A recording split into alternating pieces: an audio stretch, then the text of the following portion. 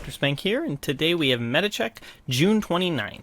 This is the show where I talk about the meta, a couple of decks I find interesting, and usually this is where we talk about the patch notes as well, and that's really what we're going to be talking about today. We're going to be talking about the new patch, which I haven't even seen yet, so this will be my first time seeing the patch notes, and then we're going to talk about some new cards that I find particularly interesting, that I hope other people are interested in as well. But first off, we're really going to look at the patch notes. So, looking at it, new expansion, new cards, seen a bunch of new stuff. We'll talk about that later. New keyword lurk, which is very interesting and definitely something we'll be talking about.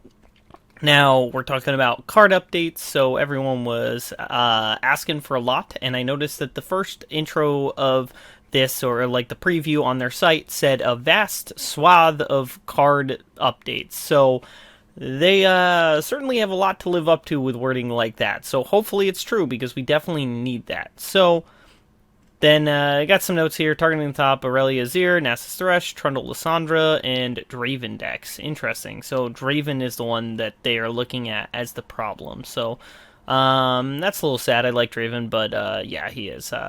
He's been near the top for many metas in a row in many different decks. He's part of Decisive Aggro. He's part of Ezreal Draven, so Draven is pretty strong. So if they are targeting him, he probably does deserve it.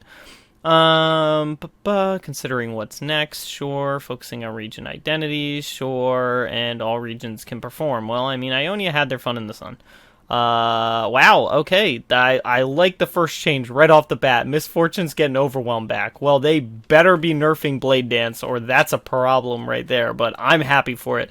The removing Overwhelm kind of felt a bit bad for Misfortune in the past, so that's perfectly fine, I think. Allies have survived 4+ strikes, 2 allies have survived 3+, so Jarvan levels up faster. Okay, interesting. Overwhelm, Fearsome, and Tough. Okay, so they're adding Tough to leveled up Tryndamere. Okay, that's fine. I don't think that's a major thing. Wow, they're reducing the cost on Karma. Interesting. Cool. I mean, Karma, I kind of miss Karma a little bit, so yeah. Aurelia, now it's 14+ allies have attacked instead of 12+ allies. If that's the only nerf they do to Azir Aurelia, I'm gonna be livid. That's nothing. That's literally nothing. Usually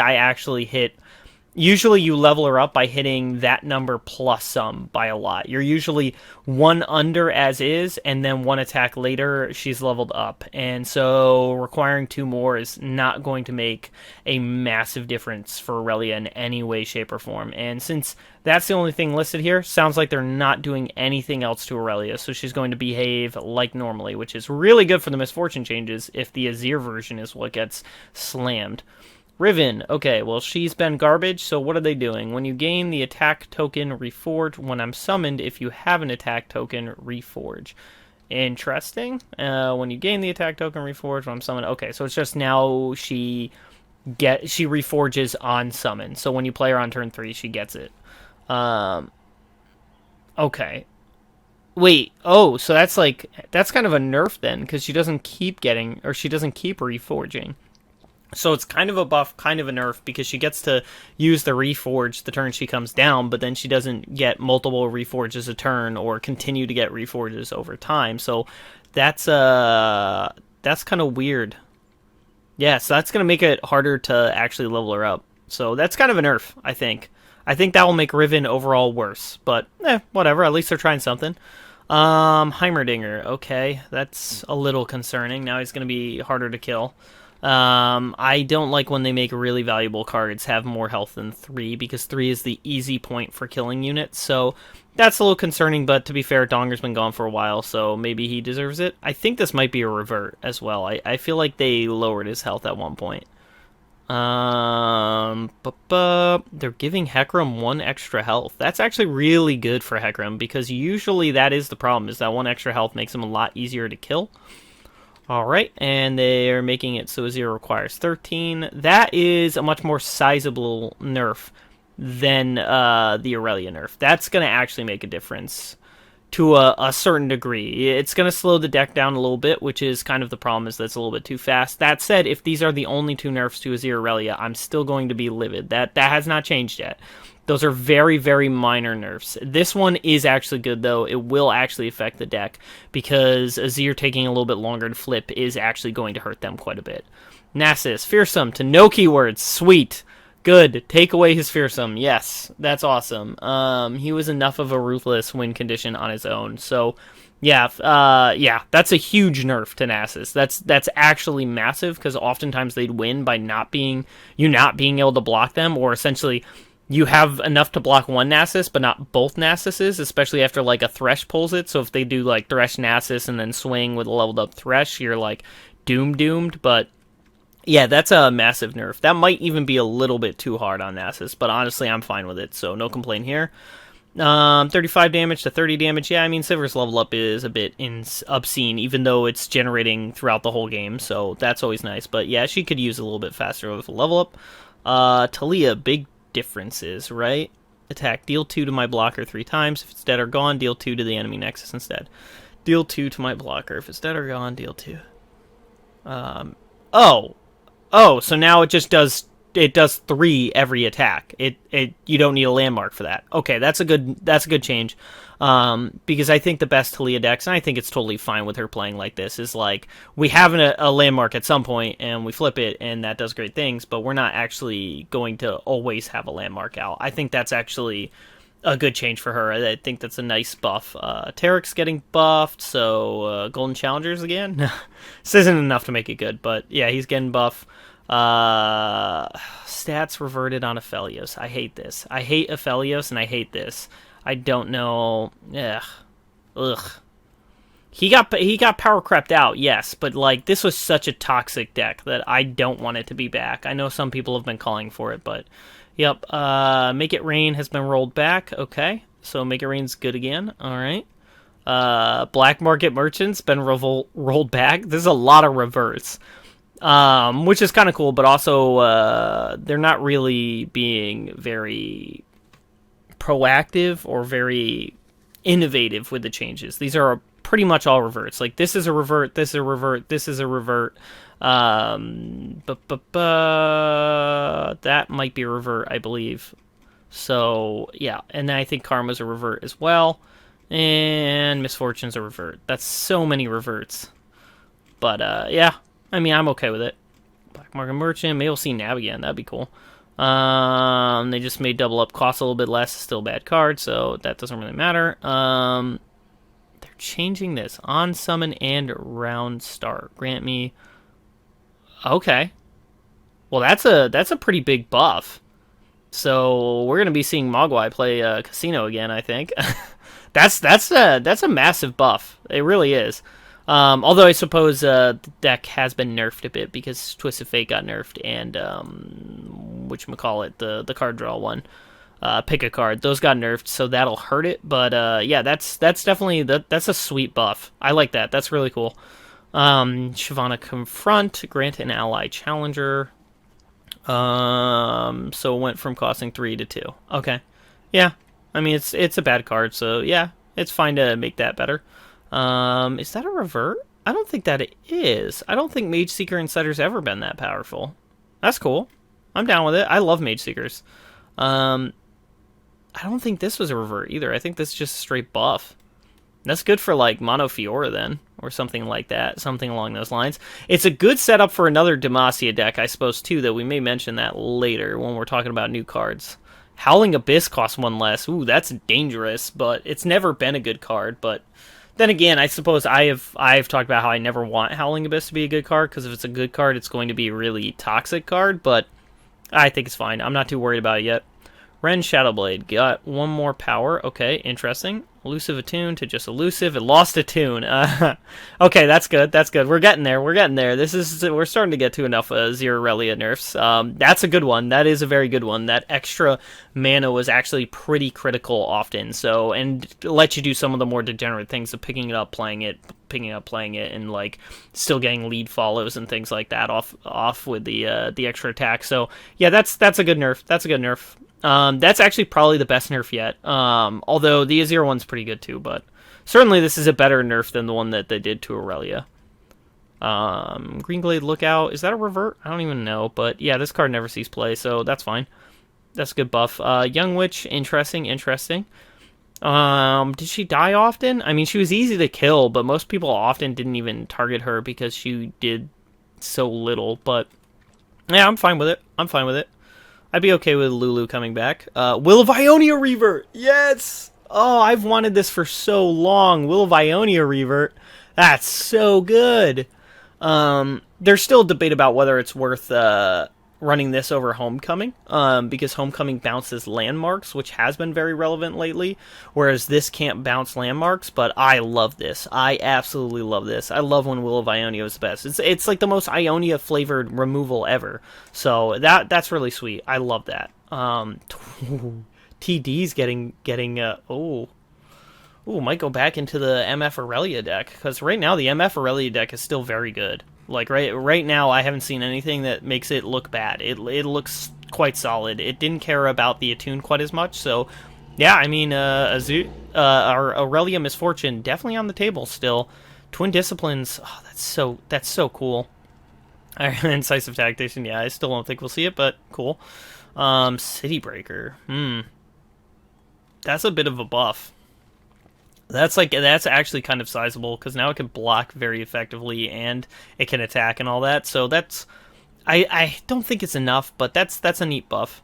J Medarda, that's no. I've built this deck. I mean, yeah, I guess 5/5 does make him still survive a bit better, but like this deck is just so bad and this card is so bad, but it's good enough. It deserves a buff.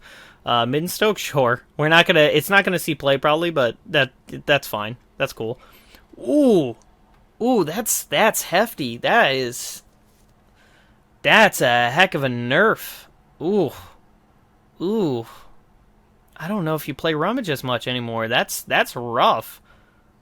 I know it's still only 2 mana, but that's huge. That's like deleting Make It Rain like they did earlier. That may delete Rummage.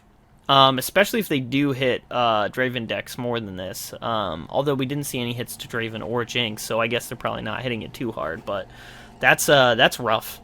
Tri-Beam up 1 mana, also kind of rough. Reasonable. It's a reasonable balance change, but it's definitely rough. 1 extra mana, like Ezreal Draven, you're already kind of fighting over mana and the best ways to spend it. So that's gonna hurt. This hurts Ezreal Draven, this hurts Draven Jinx as well as Ezreal Draven. This definitely hurts Ezreal Draven quite a bit. Let's see. Watcher, I cost 0 if you summon 5+ allies. I cost 8+ this turn. Attack, obliterate all but 3 non-champion cards. I love that. That is a great change. Still a very devastating card. And it takes out champions, which is important because then they can't champions are the only way for them to really refill their deck unless they're playing Go Hard. But champions are basically the #1 primary way of refilling your deck. So it still obliterates the champions, but it does give your opponent a chance. So if you're turboing out Watcher, your opponent has a chance, and requiring 5+ allies means you're less likely to be able to board wipe, and then they play another Watcher anyways. So yeah, that's sweet. That's good nerfs, so we shouldn't be seeing Watcher control be quite as brutal after the nerfs, which is great. Rasa buffs, sure. I still don't think we'll probably see them, but yeah, that's fine. Dusk Rider buffs, those are pretty sizable buffs. You could maybe start considering running Dusk Rider in Nightfall aggro. I still probably wouldn't, but it's definitely close enough to think about it now. Because that's decent damage on its own. 4/2, so it's easier to kill, but it still has a lot of power. 2's kind of a weird point. This is a buff for Ezreal Draven, but I don't think it's going to matter for most other decks. But because it's still hard to kill this if you are the Thresh Nasus deck, for example. So, ooh, Stalking Shadows nerf. What's that targeting? Stalking Shadows nerf. What deck did they what did they not like that led to that? I'm actually kind of disappointed in that. I mean, that's cool. That's cool, but Stalking Shadows did some really, really cool things for a lot of neat decks. Great in Nightfall aggro, obviously, but it was good for the Sumpworks, the Cheerian Sumpworker deck and all that stuff. So, or the Marauder deck that was in Shadow Isles that I played for a long time. I'm not sure I agree with this. I'm not sure what deck they're targeting with it, but you know what? What it will do is and maybe this is what they're thinking is that it'll hurt the Cythria combo deck that goes Spectral Matron into Cythria. It'll hurt that deck, which there is some concern that that deck could become really oppressive after the nerfs, and I do hate that deck. Like, playing against it is miserable when you lose. So maybe they're preemptively trying to prevent that from going off, which, if that's the case, that's fine. That's understandable. Clock Hand, whoa, that's a huge buff. Well, that's good for Lysandra Talia. We haven't, like, Lysandra Talia's been buffed several times already, so that deck's going to be a lot better. This makes this a very legitimate threat on its own. Raz Bloodmane, that's a fearsome, so I mean, that is really strong. So that's good. Dunekeeper flip,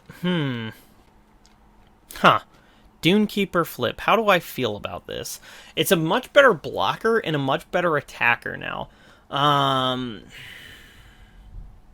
So it's going to be harder for your opponent to actually prevent you from attacking on turn 2 and getting a Sand Soldier if you go Dunekeeper into Dais. So this will actually improve some Aurelia lines of play. And in the mirror match, you're going to have this better blocker now that can soak a hit before dying. But nerfing its power is actually pretty potent, pretty painful.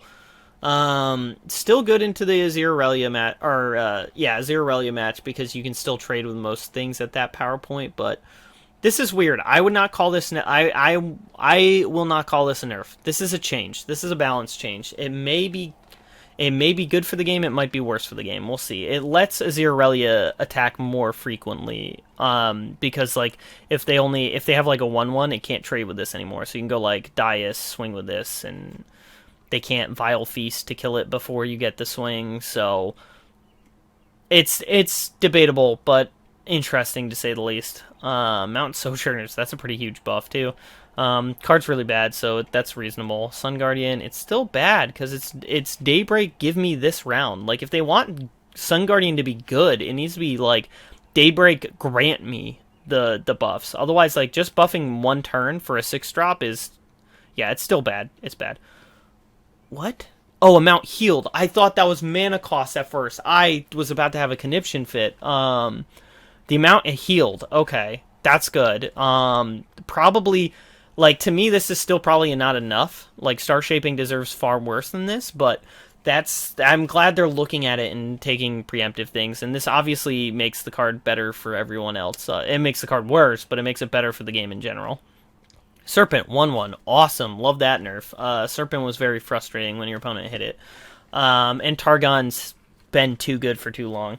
I know it hasn't really been good this season, but with the other reverts that they're doing, it deserves the nerfs, and it looks like it is getting hit. Maybe they hated dragons, but this to me seems like they're thinking with like Aphelios getting bounced back up and like all the other stuff getting nerfed that Targon may become too powerful again. So they're just preemptively hitting a lot of its big staple cards, which that's totally fine. I think these are all good for the game, those changes.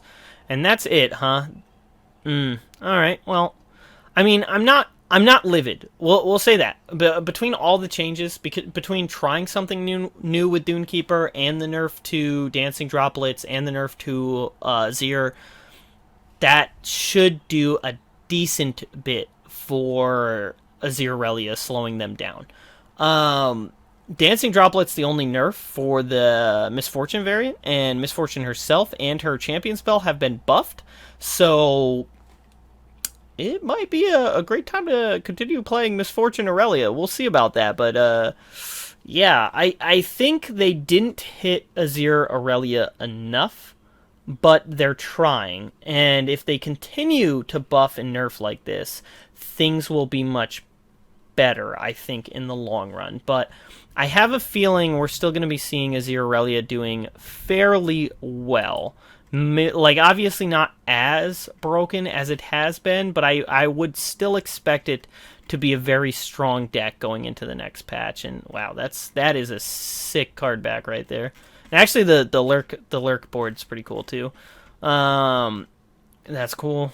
Oh, that's gonna be so annoying. The Echo ones, great ones if you're looking to demoralize your opponent. All right, yeah. So those are the changes. Well, then let's talk about some of the new cards. So, thinking about the new cards, there is one archetype that is particularly interesting to me, which is very funny because I talked very poor of this archetype before, but I am starting to feel the hype for Lurk aggro. So, what the Lurk stuff does is that if a card with Lurk is on top of your deck, it gives +1/+0 to all of your Lurkers everywhere when you attack. Now, it only does that once per turn, although there are a number of ways to put a card from your hand on top of your deck, which, based on the wording of the cards, I assume would mean that if you have a card with Lurker on the top of your deck and it lurks for one attack, and then if you put another card back on top of your deck that had Lurker on it and attacked again, I think it would lurk a second time, I believe. We'll find out what actually happens, but I think that is how that would work. But first cards here that we got is this rek'sai package really kind of demonstrates how good I think this lurk ability will be, because rek'sai lurks herself when she's on top of your deck, but when she attacks, she also lurks. And yes, she puts herself back into the deck, but you should be able to find her fairly often. And again, a 3-mana 3/6 is insanely well statted, which is why she tucks herself. And then once you do manage to level her up, so she attacks with 10 plus power, which shouldn't take that long to do, but when you do level her up, then she no longer tucks herself and now has Overwhelm, so really, really good win condition on her own. And so is the same with Xerxareth, I guess is the way to call it, the Under Titan, because once that attacks with A+ power, which should be fairly easy to get to, although not by turn 5, but with A+ power, it gains Fearsome, Overwhelm, Spell Shield, becomes this insane win condition. So right off the bat, what we have here is two very good on-curve lurk threats that have evasiveness in the form of, Fearsome, Overwhelm, that come down later on once you get them large enough. And so that is kind of slow to get there, but they are legitimate payoffs. So we have payoffs, which is kind of what we're looking for, but we do also then have, for the other half of the champion package, we do have the Pike cards that have been added. You probably do run this because when Pike lurks, he transforms into Death from Below. So that I don't think it goes into your hand, although we'll have to see when it happens. But essentially, it gives you this removal spell, essentially, when he's on your top of your deck and lurks. Because you summon Pike striking something, and he strikes. They don't strike him. It's not like a two-sided thing. It's one-sided, so it's removal, essentially.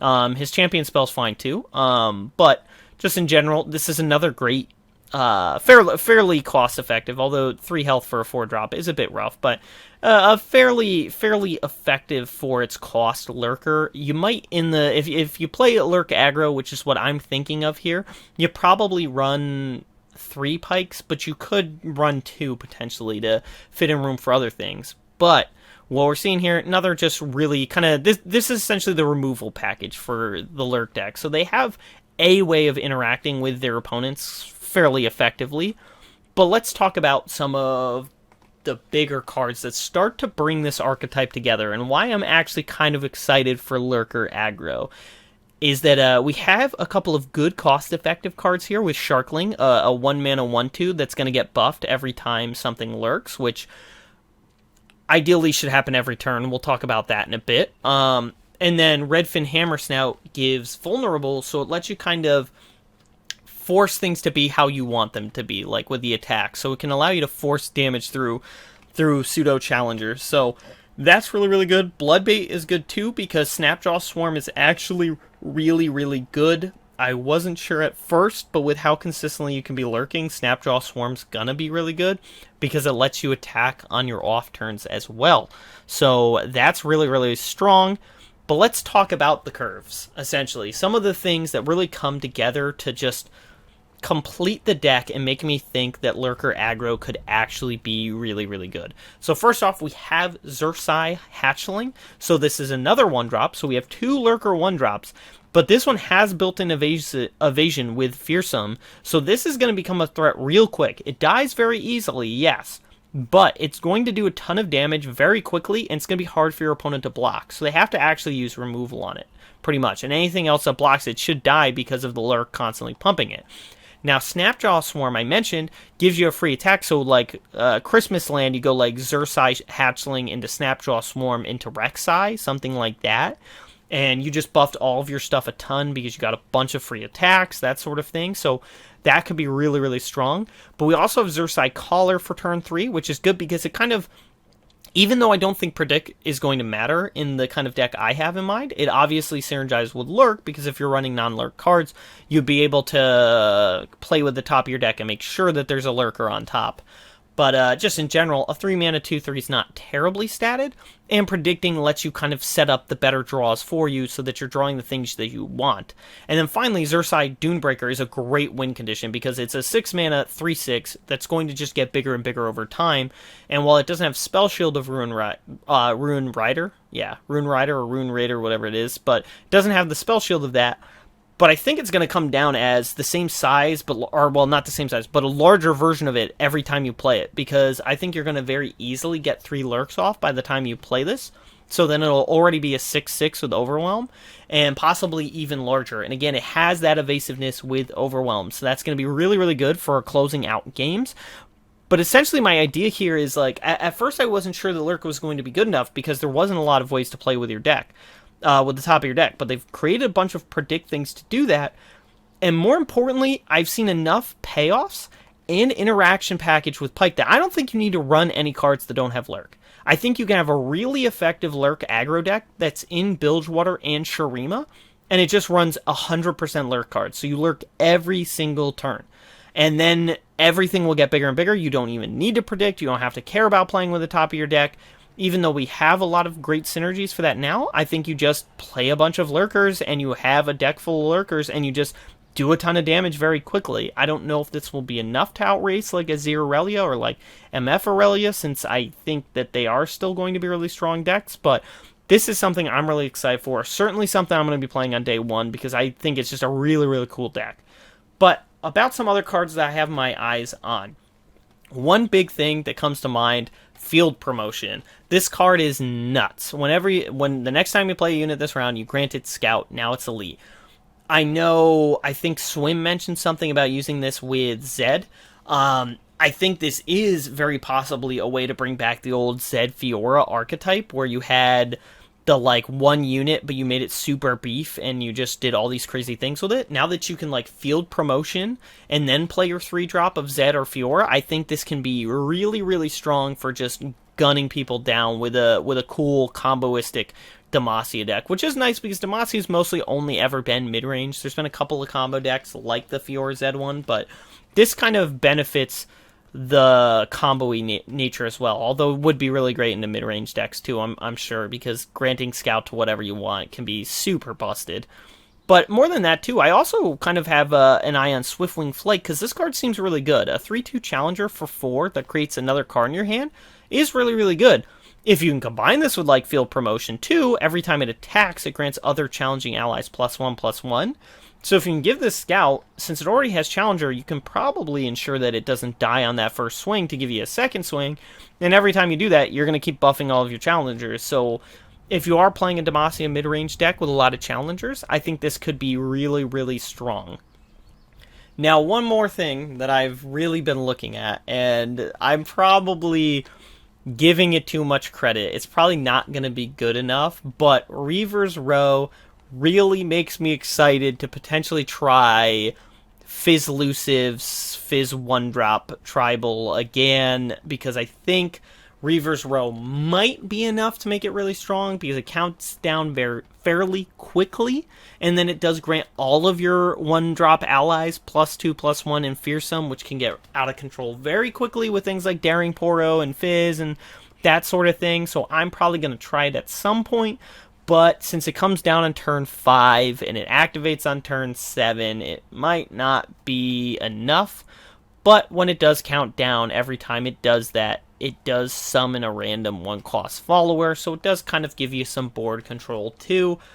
But I am kind of excited to try it. I'm hopeful that it does really, really well, but it's probably not enough, but that would be very exciting. And that's kind of my look at the cards going forward. I'm excited for Lurker aggro. I'm glad they did a bunch of changes, although they were all very small changes, so I think they could have been a bit more innovative, and I think they could have hit Azir Aurelia a lot harder, but that's kind of my thoughts. I'm at least kind of starting to feel excited to play the new expansion, because we're definitely going to be lurking a bit. So if you enjoyed the video, leave a like, comment down below, and subscribe for more Legends of Runeterra content.